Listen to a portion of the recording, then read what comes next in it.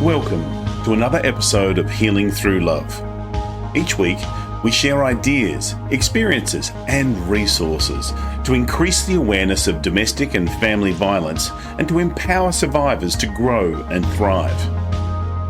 We talk with experts who share their advice, or with people who have experienced abuse, no matter where they are on their journey. This is all about healing through love.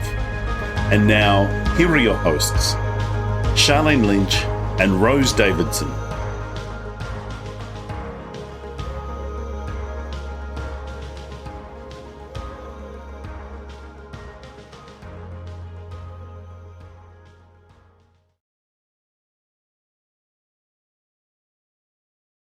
The Healing Through Love podcast with host Sharlene Lynch and Rose Davidson would love to acknowledge Global Glamping Charities Incorporated for generously supporting this podcast. Global Glamping Charities, solving homelessness in all of its forms. Reach out to them at globalglamping.org. The Healing Through Love podcast with Sharlene Lynch and Rose Davidson. Maria Tan shares with us how we should look at money as a partner instead of as a reward in episode 48. We are living in a time when hard work is not always rewarded. When people tell, I used to be very, very defensive when people say to me, "Oh, you're so lucky, you have money, you're good with money." I used to be very defensive around that because I thought, but I worked hard. And then I changed my whole narrative when I realized saying that is normalizing hard work. Like I have to work hard to make money. And when I think of work hard, really, I think of blue collar workers. I think of people that have to work 3 jobs to make ends meet. And I don't want that. So for me, I have to really see money as a tool. It's a partner. Let's say I want to achieve A. If I don't have the money right now to achieve A, then I need to look at, okay, can I raise the money? And how can I raise the money? Through my own effort. The Healing Through Love podcast with Sharlene Lynch and Rose Davidson. Hello and welcome to the Healing Through Love podcast. I'm your host, Rose Davidson from rosedavidson.com. Healing Through Love is here to help victims, survivors of domestic and family violence find their way back into living a more fulfilling and meaningful life. We interview experts and survivors who share their personal stories and offer advice to those who have experienced abuse, no matter where they are on their journey. As well as the Healing Through Love podcast, we hold annual Pamper Days in Adelaide, Australia for survivors of domestic and family violence. Local businesses come together and they pay it forward by providing their services and resources for the day to give our survivors a much-deserved day of indulgence. We are always on the lookout for organisations or people with similar values, so please get in touch with us if you want your organisation to be seen and heard. You can reach out to us at hello@htlaustralia.org. My guest today is Maria Tan, and Maria is all the way from the Philippines, and she's going to be discussing with us seeing money as a partner instead of as a reward. Now, Maria is known as the business coach for misfits and creator of the Manifest and Multiply Money Map.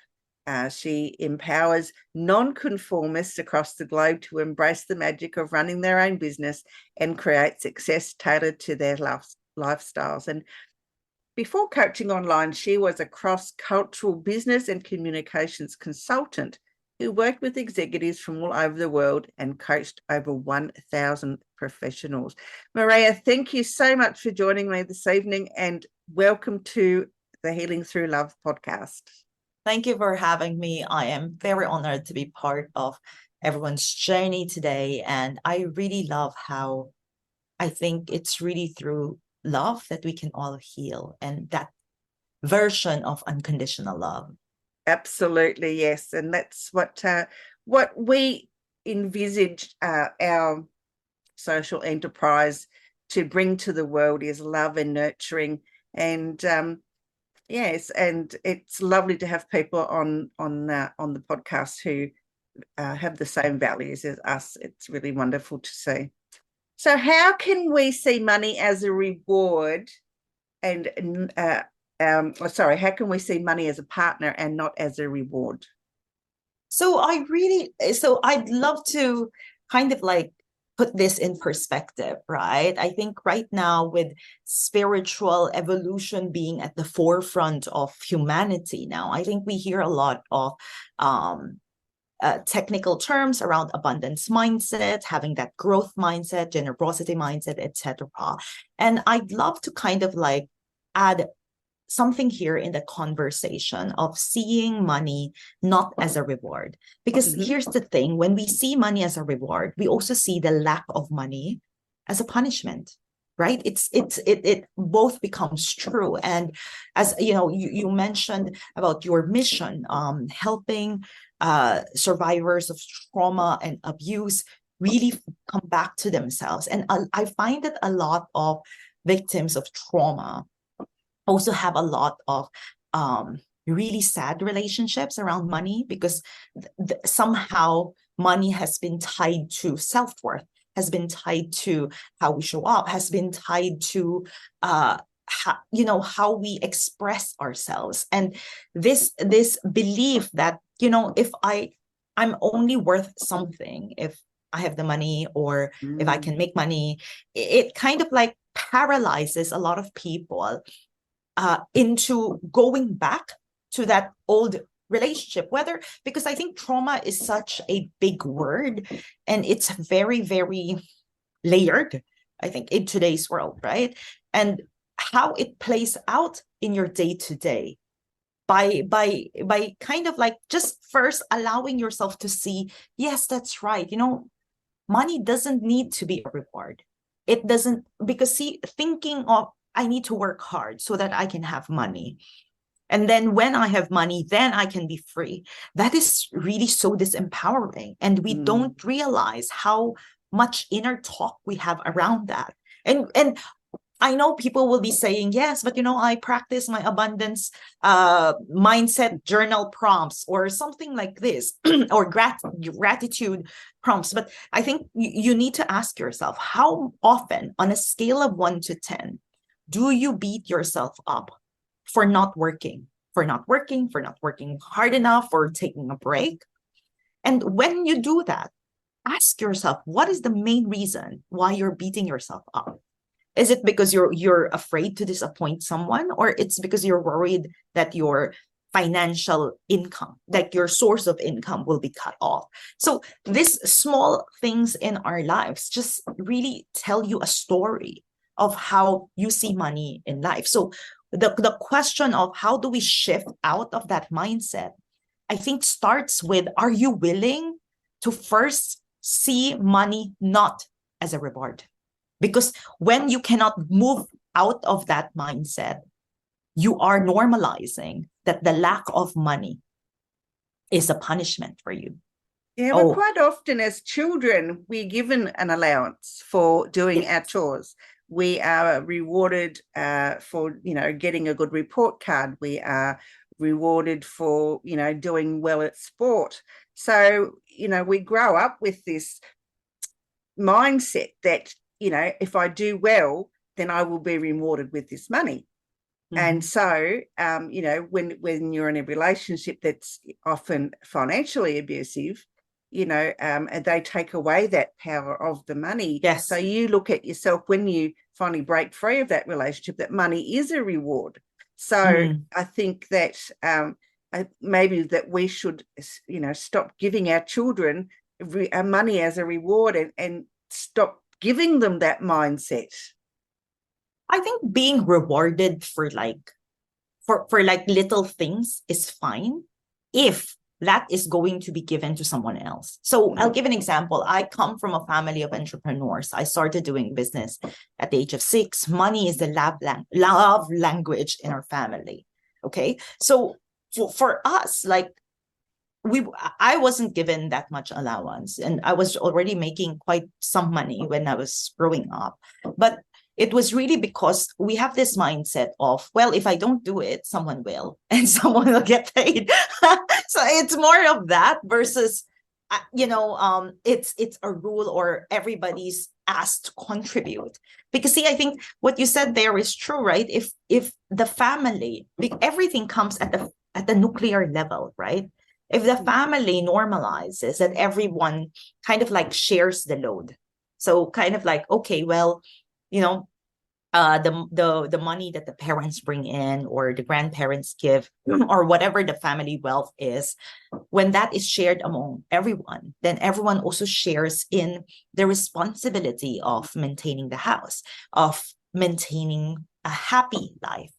Because, everything is some kind of work, right? Being happy is some kind of work. We kind of like need to really be firm in choosing where we focus on a daily basis, on the positive or the negative, on being the victim or the victor. So all of those, I think, come into play. So you're right, Rose. It is about, I think it's not necessarily taking away the money as a child, but rather having that mindset of, this money that I'm giving my child, instead of me giving it to someone else, I'm going to give my child an opportunity of, do you want to make this money instead? Because I'm going to spend it anyway. But I think when you're now rewarding everything, so kind of like, oh, just because you're breathing, then I think that now creates this mentality that the person needs to be rewarded for everything, and it becomes it makes them an entitled lot, because I think if they do something good, they're entitled to whatever reward there is, and sometimes there is no reward at the end. It's just the fact that you've done something. Should be a reward in itself rather than expecting something for it. Yes, and I think also, I think there's also that narrative of, oh, but then the people or the children that did not get the reward, then they kind of like self-categorize, especially like below 6 years old. It's a very tricky time, right? Like those beliefs are really formed at that time. So I think that rewarding children, I think it's okay, but we have to really be careful, because we don't want to give the narrative that you not kind of like performing like other people means you are less than others. Yeah, I get the point in that. I guess I think what I was trying to say was that, don't give a reward just because they've done a good thing. There should be other criteria involved in it, not just because you've got a good report card or because does that mean that every time I get a good report card I'm going to get a payment? Yes, exactly. And other than the fact that you should just be trying to get a good report card, and if you get a reward for that, well, all well and good, but it shouldn't be just an automatically accepted thing that if I do well I'll get something out of it. I think that's what I was trying to say. Yes, and I second that, Rose. Yeah, I guess so. How can we go about changing how we think about money so that we do think of it more as something to strive for and not something that we should be rewarded for? So I think we have to look at money as a tool.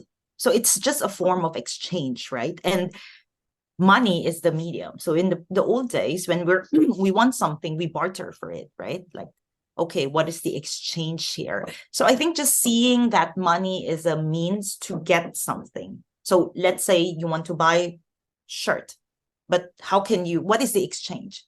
So it's the currency, it's money, right? So I think just shifting to that and not kind of like not attaching your worth to that money is the fundament, like the foundation. And I think a lot of people see that as, they measure kind of like self-worth through the money or how much money they make. But if you really look at, today's world, we are living in a time when hard work is not always rewarded.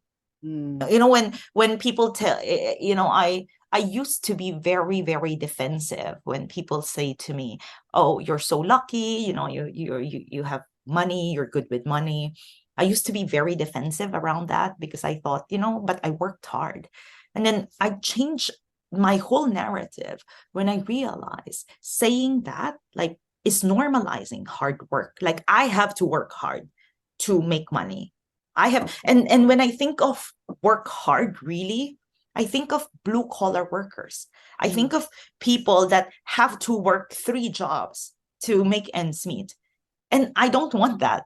So for me, I have to really see money as a tool. It's a partner. Let's say I want to achieve A. If I don't have the money right now to achieve A, then I need to look at, okay, can I raise the money? And how can I raise the money? Through my own effort, meaning exchange of my time for something, or can I share money, meaning I raise capital and the reward I also share with everyone, right? It's like when we bulk buy as a group, as a group of friends, okay, let's bulk buy so we can say, something like this. So how do we see money as something to be shared as a whole versus money, I have to strive hard for you so I can prove my worth and then I can be rewarded. Because if I'm not rewarded, then it means I'm being punished for being lazy, for being stupid, for being whatever, right? Like for being incapable or broken, etc. So it's really that thought of how can I see this as an exchange? Right now, maybe I just came out of an abusive relationship. And automatically, people's minds will be, I need to work because I need to make ends meet. But what if the first thing that we need to think of is, how can I exchange to have some money right now as I recover, as I find myself again, right? And that exchange can be taking out a loan, applying for a grant. It can be, giving myself just maybe at least 1 or 2 months. Maybe I have alimony.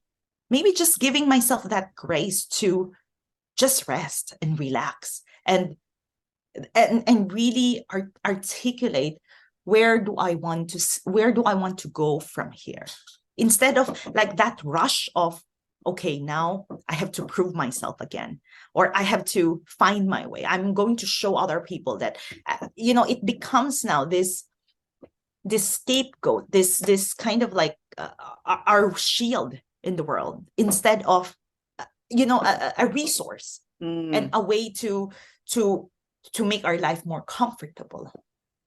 And right now, money, they do say that money is the root of all evil. Yes, but I think we're forgetting today, in today's world, there's so much accessibility to money compared to the past, right? Like we have credit cards, we have, and I'm not saying like, go crazy with your credit card. I'm just saying like, we're no longer living the days of our parents or our grandparents where the actual cash or money was really, really, really hard. Now there's a lot of forms of money that can give us that space, right? That can allow us that convenience of one day or one meal. Like in the past, like if you don't work, forget it, you don't have a meal. But now it's a different story. It's a different life, because if you don't have, let's say, bread for the day, you can knock on your neighbor's door and your neighbor is not as poor as you. Not like, those days 100 years ago where life was so tough that even if you wanted to borrow, even if it's okay for you to borrow, you couldn't, because you couldn't. No. Yes, there was nothing to go around. And today you go to this grocery store, you see samples there. Like what I'm saying is there's really nothing to be ashamed. I think once you see that actually money is everywhere, and it's simply a means of kind of like an exchange, a tool, a resource. That whole narrative within you will change, and it will also allow you to feel more unlimited with what you're capable of, what your tomorrow looks like. Yeah, it's I can imagine that it's difficult for people who've been financially abused and not had control of any of their finances whatsoever at any time within a relationship to, come away from that relationship and realize that, yes, I do have this resource to use, but how do I use it? What would you advise those people, Maria? So I think the first thing is to kind of like really look at numbers. I know it sounds so funny, right? Of course, we know money and numbers are pretty much the same thing. But I think like you said, for people who are not empowered to look at money from a young age, because maybe it was used as a weapon to control them, there's really that gap of, I don't want to look at money. It's like an alien thing. But if they allow themselves to first look at numbers, to really write down, how much do I have? Or how much money do I have access? What exactly do I need? And let's say 2 pencils, right? One is $10, one is $1. Is it okay for me to just buy the $1 for now? And to just not forget that right now, maybe the first step is surviving, is understanding numbers, is understanding how it works. Because, we in school, we're taught algebra, we're taught trigonometry, we're taught calculus, we're taught statistics, but we're not taught money. It's funny, right? No. Yeah, we're taught accounting, bookkeeping, but not money. I think the education system has to start teaching real life skills rather than this other stuff. You can learn it if you want to specialize and be an engineer or a mathematician or a physicist or whatever. But go and study those things then. Why not now? While your brain is growing, and you should be learning life skills for when you leave school, because a lot of parents haven't got that ability to teach their children those skills because they don't themselves know the time how to do it, or they haven't got the time. So I think schools really have to take a little bit more responsibility and a bit more responsibility in teaching our youth about what life is. And and that's where they spend most of their day. So exactly. And even the simplest concept of what is a credit card. Like once upon a time, sex education wasn't taught in school, right? Like once upon a time, you figure it out by yourself. But eventually the school system caught up and said, no, we need to teach the kids what sex education is, right? How to prevent diseases, etc. But for me, the lack of financial know-how is a disease. It is kind of like a way to cripple people too. And just by them, I think. Exactly. And just by teaching people, like teaching kids especially, how to open a bank account. What is a credit card? What is debit? What is credit? What does that mean? And what if I don't have enough money? Exactly. I don't use my credit card? That's what I got. I got my first credit card when I was quite young, and it was the worst thing I ever did because I didn't understand the concept that you have to actually pay it back. Yes. Until they got on to me and said, well, you owe us this money. Well, no, because the credit card said I can have this on credit. I didn't understand. Nobody told me. And I thought, it was a really big learning curve. And, those things need to be taught. Exactly. And even what overdraft means, what a credit limit means, what payment terms mean, what interests mean, and what it means when you're getting a bill. I think everybody needs to learn how to read a bill. Like what do these numbers mean? So for me, like if a person, if an adult, let's say, comes out of a financially abusive relationship, the first thing is really to just look at numbers, to really see that money and numbers are the same thing. They're not, they're the same as looking at time, because with time we also cannot take back time, right? And money is the same thing. At least with money, we can earn it back. We can borrow, but time, there's no way that you go back. We just go forward. So if you kind of like see the amount, the dollar amount, as something as similar to time, you shouldn't feel worried about money, because money, there's always so many ways to make it back. But time, that's gone. July Absolutely. 2022 will not come back anymore. Right? But let's say that the $2,000 bill that you have, that you're now struggling to pay, you can make it kind of like, instead of beating yourself up, instead of seeing yourself as stupid, why did I do this, blah, blah, blah, but rather focus on I wonder how I can give, what can I exchange right now? Whether it's my time, it's, how can I make that 2,000? How can I find a way to make it easy for me to pay things back? By seeing that changes the narrative so much. Absolutely. Maria, you've got a money map that you're offering our viewers and our listeners. Would you please explain what that is and how it's helpful? So this is what I call the confident manifestor secret weapon, because we, like I said, we all in our time today, we always hear money manifestations, attraction, etc., etc.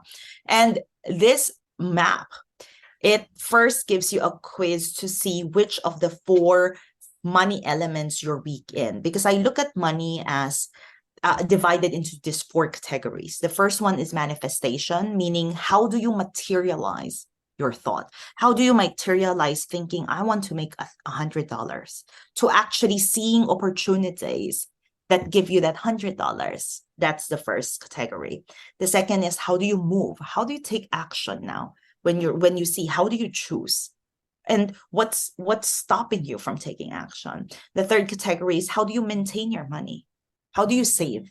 How do you retain? How do you contain what comes in, right? Because a lot of people, they might be making a lot, but they might also be spending everything and even more.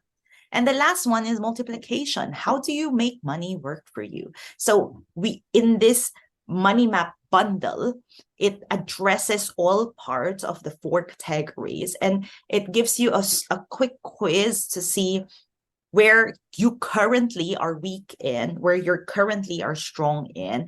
And there is an action plan depending on the result. So you follow that for 30 days and you take the quiz again, because everything, we have to continuously be aware of where we are with money too. Absolutely. Sounds fascinating. And I encourage everyone to go and have a look at Maria's money map. You can find that out, maria-tan.com/money map, or one word, money map. And you also got an affiliate program, Maria. Yes. So my affiliate program is the Money Map. You can easily apply to be an affiliate. If you have questions, feel free to send me an email. You can reach me in all social media channels at Maria_K_tan or Maria@maria-tan.com. Wonderful. Maria, it's been absolutely a pleasure to meet you and to speak with you and to learn about, how we should make money our friend and not our enemy. And yes. If you were to offer some words of wisdom, what might they be? I'd say the moment you allow yourself to be truly honest with what you want, with who you are, it will be easier for you to make money and to only spend on the things that you really want. Great word. Love that. Wonderful. Thank you. It's the end of our program today. Thank you so much for joining us, and I look forward to presenting for you again on another episode of the Healing Through Love podcast. Bye for now.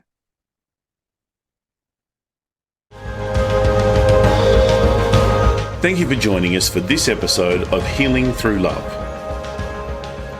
You can get further resources, see the show notes, or simply reach out to us via our website at htlaustralia.org. Thanks so much for joining us, and we look forward to your company next time on the Healing Through Love podcast.